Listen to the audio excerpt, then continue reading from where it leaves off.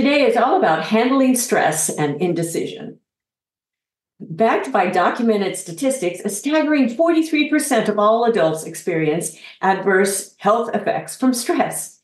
You might be one of them. Additionally, between 75 to 90% of all doctor's office visits are attributed to stress-related ailments from complaints. Now, stress rears its head in various forms, contributing to issues like headaches, high blood pressure, heart problems, diabetes, skin conditions, asthma, arthritis, depression, and anxiety. Depressing. Notably, stress has been identified as a risk factor for numerous diseases, including cardiovascular ailments. Now, psychological stress, often overlooked, plays a significant role in cardiovascular disease, and it increases feelings of indecision. So if I've captured your interest here, we'll delve into 5 principles for effectively managing stress and indecision, providing actionable insights that are immediately applicable. So stay tuned. This podcast is brought to you by DJ Works Media, with resources and ideas for you at mid-career or half-time of life. Check out our online courses where we want you to not only start, but finish. Books available in all versions, and songs available for immediate download with sheet music and instrumental accompaniment tracks. Our musicals are family-friendly with great music that's memorable and inspiring. Sign up at goalsforyourlife.com/newsletter for weekly updates. Now to our episode. In January of 2024, Brian Chesky was rated the 232nd richest person in the world, according to Forbes. And some of his success can be attributed to handling stress. In October 2007, the Industrial Designers Society of America, they were hosting this conference in San Francisco, and all of the hotel rooms were booked. So Brian and his friend Joe, neither one of them could afford their rent for the month, and they decided to rent their apartment out for money. After purchasing 3 air mattresses, they marketed their idea as airbed and breakfast, with 3 guests staying the first night. Wow, well, they knew they had hit upon a giant, big idea worth pursuing, but investors refused to give them money to develop it. Well, they got 2 bookings during the SXSW, which is the South by Southwest conference, in March 2008. And then in August, their airbed and breakfast website launched just in time for the Democratic National Convention to get 80 bookings. Well, they were on their way.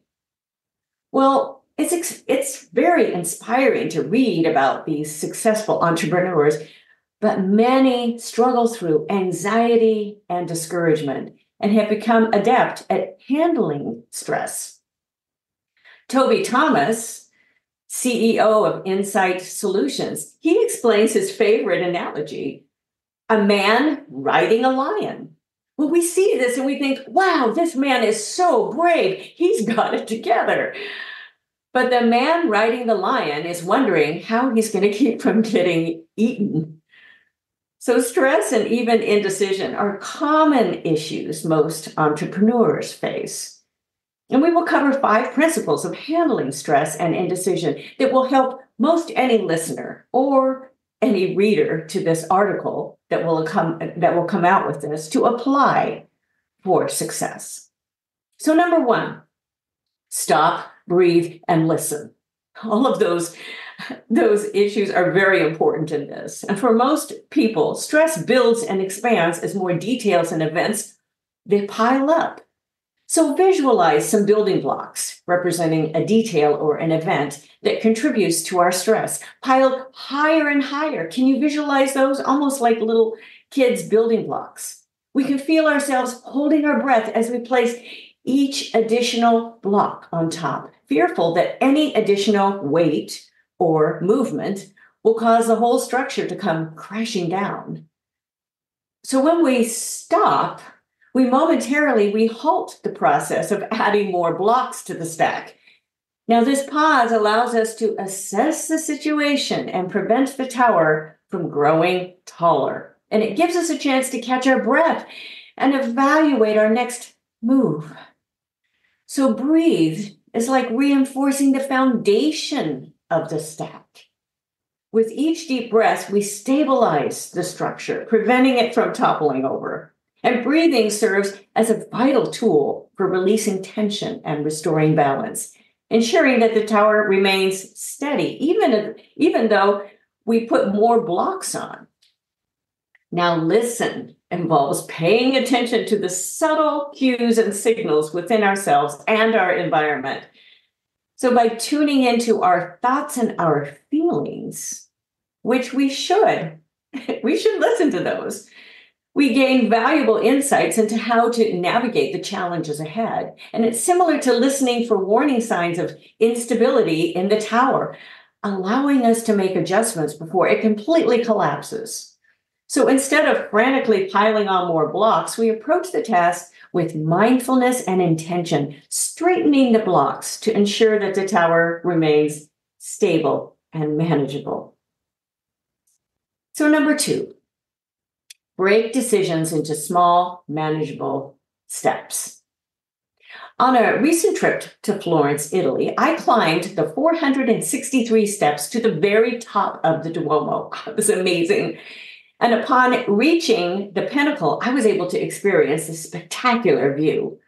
Now, looking back, I can still visualize the sections of the stone staircases, some with no rails, we had to climb to get to our destination. Now, fortunately, there were small spaces to stop and regain one's breath if needed.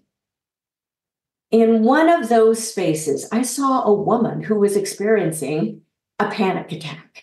Her husband or companion had gone on ahead without her, and shame on him. Well, I couldn't just leave her there. Well, first I gave her instructions to breathe deeply as she was hyperventilating. And next, I talked her through one section at a time to continue her climb. And I held her hand the rest of the way up. I knew that if she continued with the mindset of successfully conquering each stone staircase, she'd eventually make it to the very, very top. And I talk about this with my Hero Mountain Summit course, how important it is for those small steps. Well, it didn't feel like much creativity was involved in my commands. But as I look back, I see that with focusing on each smaller section, the pressure of the entire climb, it lifted. It was now one step in one section at a time. And I knew there was no option but to continue the climb, as there were no staircases to descend until we reached to the top. There was really no other way for this woman to get out of her situation than to climb. With each step up, we gained a clearer perspective and a renewed sense of purpose. And by embracing this approach in our climb, we harness the power of incremental progress to reach our goal. And this principle is applicable to navigate even the most daunting of decisions with confidence and grace, one step at a time. 3, support and perspective from trusted sources. Seeking support and perspective from trusted sources is similar to building a network of pillars to uphold us during times of uncertainty and doubt. It's a good foundation for all of those building blocks. Just as a well-structured building relies on a strong foundation, our decision-making process, it benefits from the stability and wisdom offered by our trusted relationships. I speak about the importance of relationship circles in my book, Women at Halftime. Now, these circles represent different dimensions in my life, from professional aspirations to personal challenges, and they offer a diverse range of perspectives and experiences. And at the heart of my network is my lifetime group, a small, tightly knit circle of trusted confidants who have stood the test of time in my life. Now, despite meeting only a few times a year, the bond forged over 2 decades runs deep, providing a safe space for vulnerability and shared experiences. And within this group, we serve as prayer warriors for each other, offering spiritual and emotional support as we navigate the complexities of life's journey. We talk about both our life and our business. There are other very valuable groups and friendships in my life that I feel like I can call on for different purposes. And talking through concerns with someone trusted can offer clarity and emotional relief. And those relationships also illuminate different possibilities that we may not have considered on our own, which can reduce stress and indecision from that different perspective, different point of view. So let's move on. 4. I know I'm covering a lot, but these are great attributes here to take on. Physical activity. Regular physical activity serves as a powerful antidote to the stress and indecision that often plagues our minds. The benefits of physical exercise are well documented, extending far beyond mere physical fitness. Engaging in activities that get our bodies moving triggers the release of those endorphins, commonly known as feel-good hormones, which flood our system with a sense of euphoria and well-being. So whether we take a brisk walk, a leisurely bike ride, or engage in a gentle stretching routine, our bodies come alive, invigorated by the rush of oxygen and blood coursing through our veins. Oh, it just sounds great. It sounds so healthy. And this revitalization, it extends to our minds, which become clearer and more focused. And like a fog lifting from a misty landscape, the mental cobwebs dissipate, allowing us to see circumstances with renewed clarity and perspective. And additionally, regular physical activity has been shown to enhance cognitive function and boost creativity. Diet is an important part of this as well. I'm not even covering that here. But ideas may flow more freely, and there is potential that solutions to problems will materialize. With the mental energy that's created from physical activity or even just taking a break, there's greater confidence to face stressful decisions. Number 5, self-reflection. This is so very important, and we discount this many times. Self-reflection isn't just a habit. It's become my compass for navigating life's twists and turns with clarity and purpose. And within this time, I find material for writing, for my speaking, and expanding on my goals. And all of this is centered with focus on my core values that I apply both personally and professionally. And you can see more of that. I wrote a whole section in the appendix in my book, Stop Circling. I wrote on core values. There are wonderful methods of self-reflection that are fairly easy to implement, such as journaling, creating lists, and setting specific goals. And I have some free goal worksheets as well. And they're all a part of this process. And within that process, decisions become clearer and plans more solidified. My list and words on the page that I write become the vehicle to carry any extra stress I may feel. Now, numerous studies have documented that as words are written on the page, thoughts become clearer and decisions more solid. Therefore, it's worth the extra effort to allocate time for reflection and document your thoughts. So let's apply this.